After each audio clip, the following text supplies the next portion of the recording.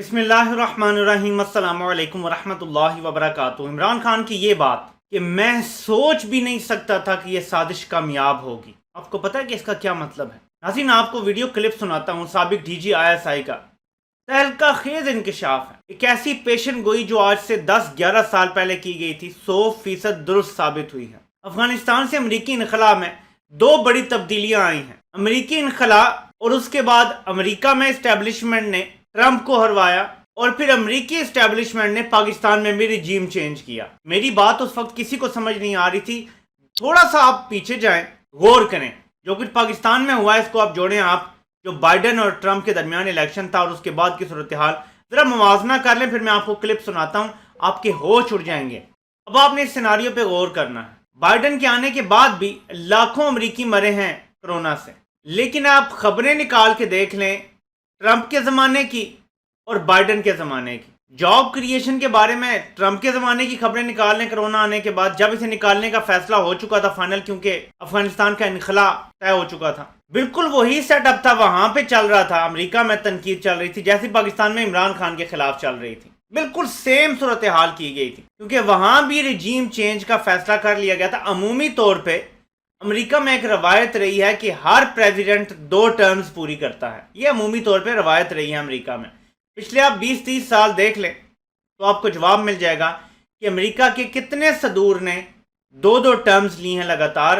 America में continuity चलती है पॉलिसीज़ की 7-8 साल तक। ये वहाँ की इस्टेब्लिशमेंट भी यही चाहती है कि एक बंदा आया है तो वो 8 साल गुजारे, 2 टर्म्स अपनी पूरी करे, उसके बाद साइड पर हो जाए और फिर कोई नया आ जाए।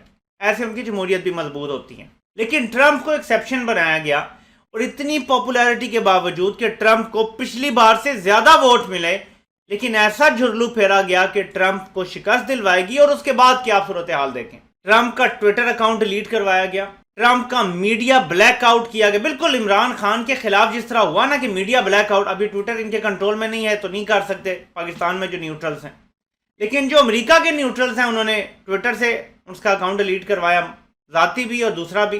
पूरे मीडिया पे उसका ब्लैकआउट करवाया, उसके जलसे, उसकी तकरीरें, उसका कोई बयान नहीं चल सकता था मीडिया पे। क्या आपको ये होता पाकिस्तान में नहीं नजर आया?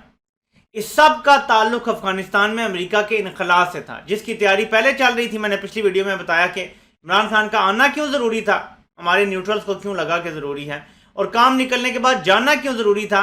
ये अमेरिका ने वही किया वहाँ पे बाइडेन को ला के, जिस तरह यहाँ पे ये कठपुतलियों को ले आए हैं। बाइडेन एक हवास बाख्ता शख्स है इस उम्र में, वो खड़े खड़े उसे पता भी नहीं होता कि वो बात क्या कर रहा है। वो ख्याली लोगों से हाथ मिला रहा होता है, वो खड़े खड़े सो जाता है। उन्हें सिर्फ एक कठपुतली चाहिए थी। ये नहीं कि जवानी में बाइडेन कोई कठपुतली था। अब बाइडेन की जो कंडीशन है वो सदर बनने के काबिल नहीं है, एक कठपुतली ला के बिठा दी है।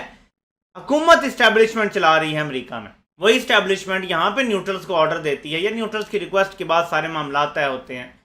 और इमरान खान के खिलाफ आप देख लें पिछले साल डेट खबरें, कोरोना के दौरान खबरें, उसको लताड़ा जा रहा है, गवर्नेंस बुरी है, नौकरियां चलेंगी बाद में। अब जब फिगर्स आए हैं हुकूमत जाने के बाद तो पता चला है कि पिछले 20 सालों में, बल्कि पाकिस्तान की तारीख में किसी 3.5 सालों की हुकूमत में 55 लाख नौकरियां या 55 लाख रोजगार के मौके पैदा नहीं हुए जो इमरान खान के दौर में हुए। यानी तारीख के सबसे ज्यादा जॉब क्रिएशन इमरान खान के दौर में हुई है। जो कहते हैं जी बेरोजगारी बढ़ गई, job creation, highest exports, highest tax collection, आप नाम लेते जाएं चीज़ों का, आपको इकॉनमी के लिहाज से पैसे, लेकिन इकॉनमी को ज़्यादा तनकीद का निशाना बनाया गया।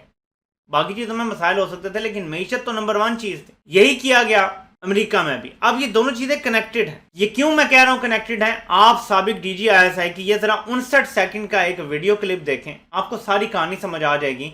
ये कितना इंपॉर्टेंट था अफगानिस्तान से इनखला, और उसके बाद हमने क्या करना था और क्या नहीं किया गया, और इमरान खान ने क्यों ये कहा था कि मैं ये सोच भी नहीं सकता था कि ये साजिश कामयाब हो जाएगी। उन्हें ये क्यों लगता था, मैं आपको सब कुछ बताता हूँ जरा, लेकिन ये पहले क्लिप सुन लें। वो मुजाहिदीन एक दफा फिर शिकस्त देने जा रहे हैं, दे चुके हैं तकरीबन अमेरिका और उसके हवारियों को। जब वो शिकस्त खा के यहां से भागेंगे तो फिर जो खिला होगा उसको पुर कैसे करेंगे हम, ये हमारा सबसे बड़ा चैलेंज है। इसके लिए पहली बात यह है अंदरूनी इत्तेहाद और बैरूनी मुदाखलत के खिलाफ जिहाद। और बैरूनी मुदाखलत ये है, उसके बहुत सी जहतें हैं, बहुत सी शक्लें हैं।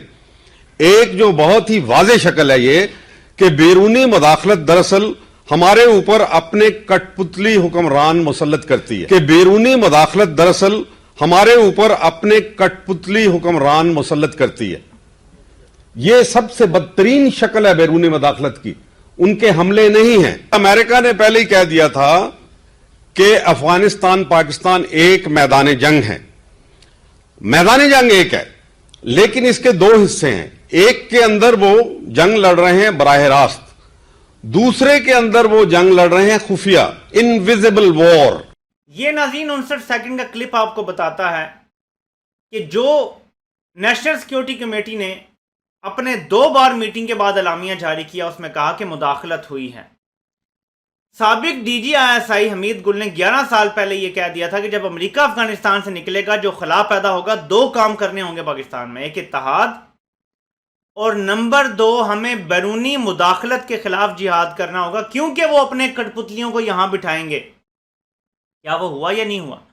2021 में अफगानिस्तान से इनखला होता है और 2022 में अमेरिकी कठपुतलियां पाकिस्तान में बैठ जाती हैं।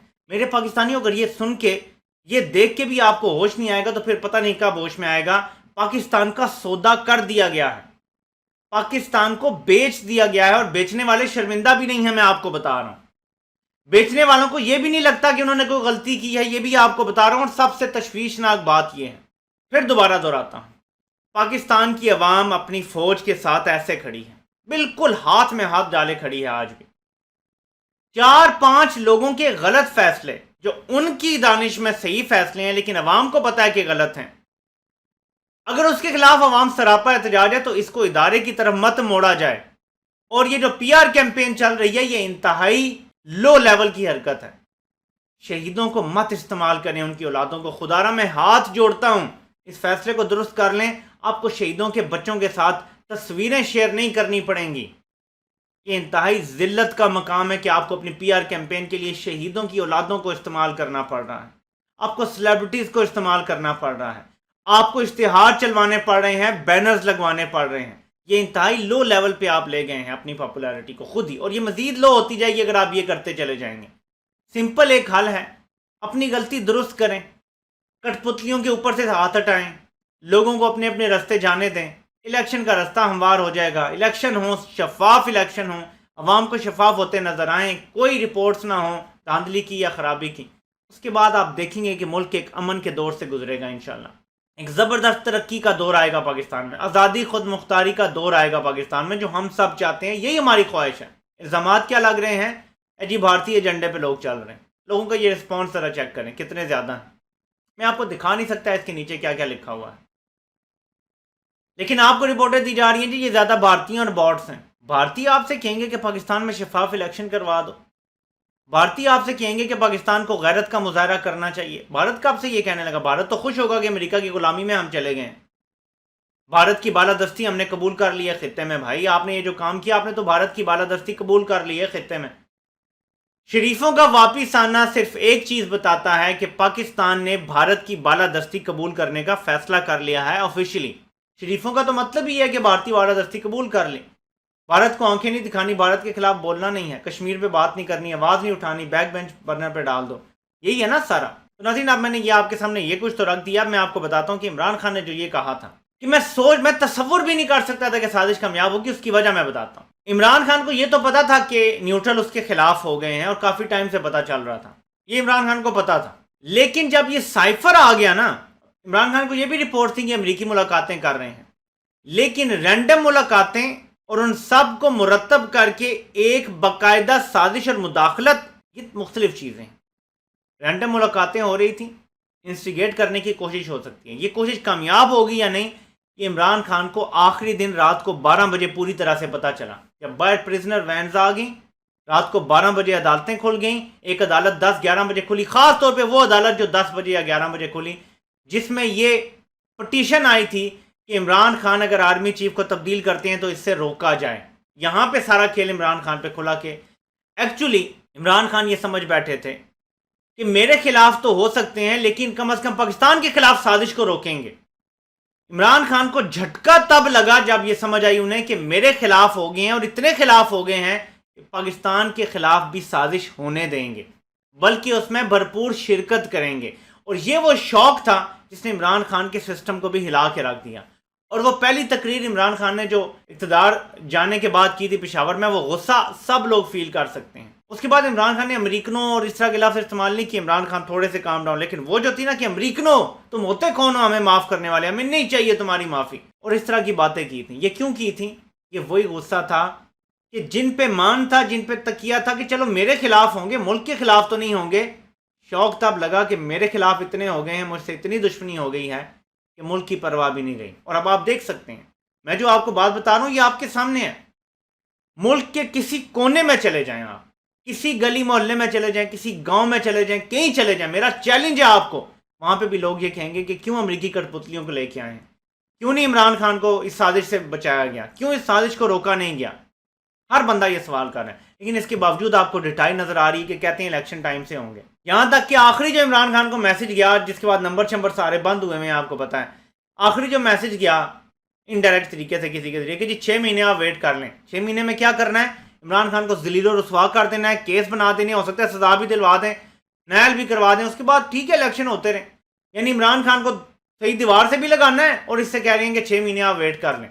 वेट वो नहीं करेगा, या आप इलेक्शन करवाएंगे या आम आवाम की लाशों से आपको गुजरना पड़ेगा, टैंक ऊपर से गुजारने पड़ेंगे। अब आपने फैसला करना है कि कैसे आपने चलना है मुल्क को लेके, लेकिन मुल्क ऐसे नहीं चल सकता। मैं पाकिस्तानी हूँ, आज आपको एक बात वाज़ेह कर दूँ, नवाज शरीफ जो इनके खिलाफ बातें करता था ना, 80% वो बातें दुरुस्त हैं। मैं ये आपको पहले भी कहता रहा हूँ, वो बातें दुरुस्त हैं, सच हैं। मैं सिर्फ ये कहता था और मेरा इस्तदलाल ये है कि नवाज शरीफ रेस का घोड़ा नहीं है, वो सिविलियन बालादस्ती नहीं कायम कर सकता। मैं आपको 3 साल से कह रहा हूँ, इस मुल्क के नसीब में अगर सिविलियन बालादस्ती कभी हुई, और ये अवाम से ही होगा, तो वो इमरान खान ही कायम करके दिखाएगा। और मैं एक और बात आपको कहता था, अब आपको मेरी बातें शायद समझ आना शुरू हो गई हूँ।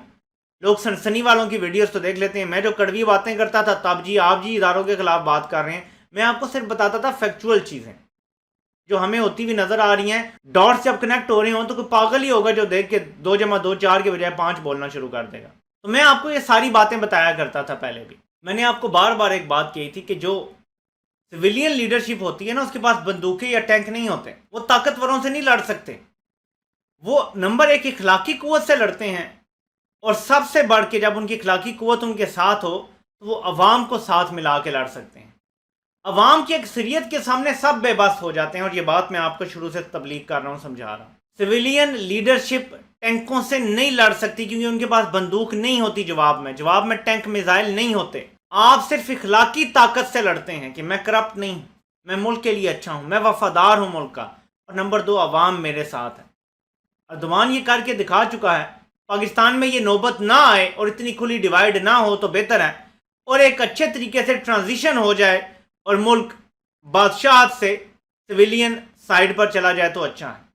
सिविलियन बालादस्ती ट्रांजिशन के जरिए कायम हो जाए तो ज़्यादा अच्छा है, बजाय इसके कि कुछ लोग इंतहाई जलील होकर निकलें, जैसे तुर्की में हुआ था, गिरफ्तारियां हों और उसके बाद मामला जो हैं वो सिविलियन के हाथ में। आई थिंक इससे हमें बचना चाहिए क्योंकि हालात उसी तरफ जा रहे हैं, लोगों का गुस्सा अपनी पीक पर है। मैं आपको बताऊं इनका प्लान क्या है कि कुछ रिलीफ आ जाएगा, IMF से भी डॉलर आ जाएंगे, अरब मुल्कों से भी आ जाएंगे, शायद चीन से भी आ जाएंगे, अवाम को रिलीफ दे देंगे। डॉलर की प्राइस इसहाक डार अपनी मर्जी का भी स्टेट बैंक का गवर्नर लगाएगा, डॉलर की प्राइस नीचे ले आएंगे, अवाम को दिखाएंगे देखो जी इमरान खान नायल था, हमने सब कुछ ठीक कर दिया है। मैं आपको बता रहा हूँ कि पाकिस्तान को बेचने की कीमत है ये, पाकिस्तान को बेचा गया है इन चंद अरब डॉलर्स के लिए। पाकिस्तानी कौम फैसला कर चुकी है, हम इज्जत की सूखी रोटी खा लेंगे, लेकिन हमें अयाशी वाले खाने गुलामी के नहीं चाहिए। गुलामी की ज़िंदगी से इनकार कर चुकी है ये कौम, और ये आपको भी जितनी जल्दी बात समझ आ रही है उतना बेहतर है। ये तो हम इंशाअल्लाह ताला दिलों पे दस्तक देने की कोशिश करते रहेंगे। दिलों के दरवाजे खोलने वाली ज़ात अल्लाह की है, वो ज़रूर खोलेगी, हमारा ईमान है। आपसे इंशाअल्लाह फिर मुलाकात होती है। अल्लाह पाक आप सबका हामी नासिर हो। आप सबके सुनने का बहुत बहुत शुक्रिया।